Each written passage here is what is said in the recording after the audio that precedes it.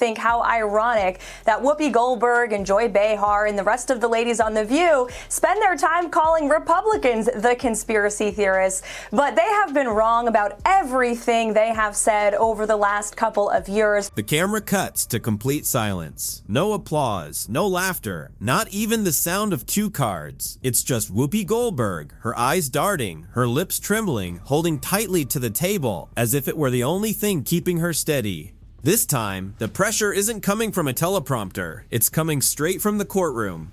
I respect everything everyone is saying to me, and I don't want to fake apologize. I'm very upset about that people are misunderstood what I was saying. She wasn't sitting on The View trading sharp jokes or delivering sarcastic one-liners anymore.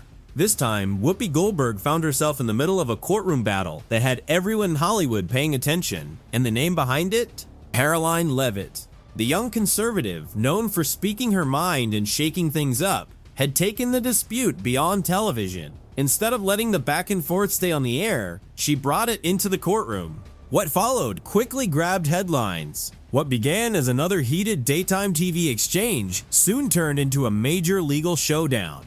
Court filings, witness statements, and tense moments replaced the usual studio laughter and applause. The confident attitude that usually filled the set was nowhere to be found. Under the spotlight of the courtroom, Whoopi appeared to be feeling the pressure like never before. And if the claims are true, this wasn't just another celebrity dispute. It was becoming one of the biggest legal stories people were talking about. It all started the way so many The View segments do, a table full of outspoken hosts, a guest with strong opinions, and a conversation that slowly turned tense. But this time, the guest was Karoline Leavitt, and the pointed remarks started almost immediately. It's not good for anyone, and it's not good for poor folks. It is not good for y'all because you become slave fodder. It's not a good thing.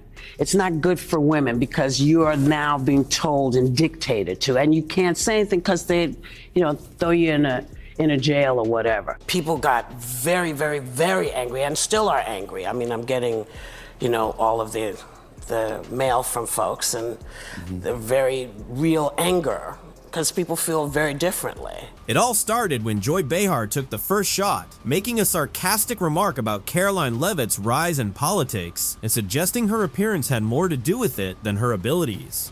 Then Whoopi Goldberg jumped in, brushing off her success with another dismissive comment. Sunny Hostin followed, questioning Karoline's accomplishments and offering her own opinion about why she had advanced. The audience responded with applause, laughter, and approving smiles. But Karoline didn't react in the moment. She didn't argue, raise her voice, or walk off the set. Instead, she stayed calm, listened, and let the moment pass. Then, a few days later, everything changed. Legal filings made headlines and turned what looked like another heated TV exchange into something much bigger.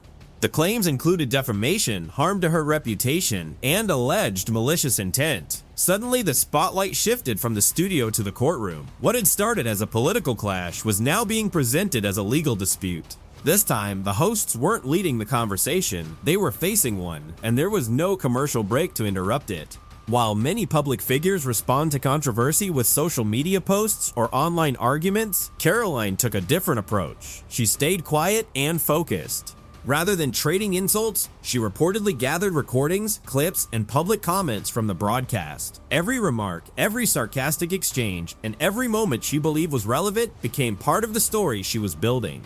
If you don't have anything to say, you blab. You just go on and on and on and on and on and on and on and on and on and on and on. Then came the moment that changed everything. Karoline filed a lawsuit that quickly grabbed national attention. The reported amount? $800 million.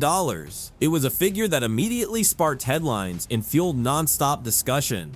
The lawsuit didn't focus on just one person. It named Whoopi Goldberg, Joy Behar, and Sunny, along with the American Broadcasting Company. The filing alleged defamation, damage to her reputation, and what it described as a coordinated effort to discredit her because of her political views. Karoline's legal team framed the case as something bigger than a political disagreement. According to their statement, the lawsuit was about accountability and protecting people from being publicly attacked for their beliefs. With that, what started as a heated television controversy was now being presented as a much larger legal and cultural fight. I am stating facts that your colleagues have stated in the past. Okay, Now, as I'm for sorry, this guys. debate, We're going to come back out to the panel. Caroline, thank you very much for your time. These women are completely out of touch with reality, and you're right, ABC should wake up. Fast forward to this week, the courtroom was packed and the atmosphere was tense. Cameras weren't allowed inside, but reports from those in attendance quickly spread. Goldberg arrived wearing oversized sunglasses, her expression serious and difficult to read. She appeared calm at first, but that reportedly changed as the proceedings got underway. According to courtroom accounts, the mood shifted when Karoline Leavitt's legal team began presenting its case. They played a series of video clips from past broadcasts, highlighting comments and exchanges involving Karoline. As the footage continued, the courtroom reportedly grew noticeably quieter. The legal team then introduced additional materials, including emails, internal memos, and producer messages that they argued were relevant to the case. Some of those communications were described as discussing how Karoline's appearances could boost ratings and audience engagement. If accurate, those claims added another layer to an already high-profile legal battle. They likened President Trump to Hitler. They have mocked him, they have shamed him, they have lied about him consistently on their show. And it was a joy to watch them on November the 6th when they realized that tens of millions of Americans do not listen to the lies that they have spewed. These women are completely out of touch with reality. And you're right, ABC should wake up. They just paid $15 million to President Trump's future library. That's a great thing for the American people. According to reports, Whoopi Goldberg leaned over to her attorney, whispered a few words, then lowered her face into her hands. She stayed there for a moment, and during a break, witnesses claimed she wiped away tears. It was a side of Whoopi the public rarely sees. The trial was only getting started, but the courtroom atmosphere had clearly changed. Across the room, Karoline Leavitt remained calm and composed. With her hands folded and her focus fixed on the proceedings, she showed little emotion. Her legal team then presented what they described as a detailed collection of evidence, including broadcast clips, transcripts, production notes, and other records they argued showed a consistent pattern of negative treatment. The biggest moment came when they introduced what was described as an internal memo that allegedly discussed how Karoline should be handled on air. The document immediately drew attention inside the courtroom. According to those present, several legal observers appeared surprised, and the room fell noticeably quiet as the proceedings continued. Whoopi Goldberg, who raised a few eyebrows using the Bible to support the idea of kids getting gender change surgeries. Take a look. This is a party that says we believe in parents' rights. You're telling me that as a parent, I'm not smart enough to decide if my child and I need to have gender affirming. Our doctors are not involved. What is going? So I can't decide what my kid reads. I can't decide for my child what my child says is going on. You're telling me your beliefs, and they keep saying it, and I keep saying, what Bible are you reading? Because God was really clear. Very clear. According to the claims presented, this wasn't being described as ordinary commentary, but as a coordinated effort. That distinction became a major focus in the courtroom, where the debate centered on whether the remarks crossed the line from opinion into something more deliberate. When asked about the alleged internal notes, Whoopi Goldberg reportedly said she wasn't involved in every production decision and didn't know how the segment had been put together. Karoline's attorney quickly challenged that explanation, arguing that public comments still carry responsibility, especially on a nationally televised program. The courtroom reportedly fell quiet as the exchange unfolded, and observers said Whoopi remained mostly silent afterward. Away from the courtroom, reports claimed American Broadcasting Company executives were reviewing the situation with legal advisors and assessing the potential impact on the network and The View.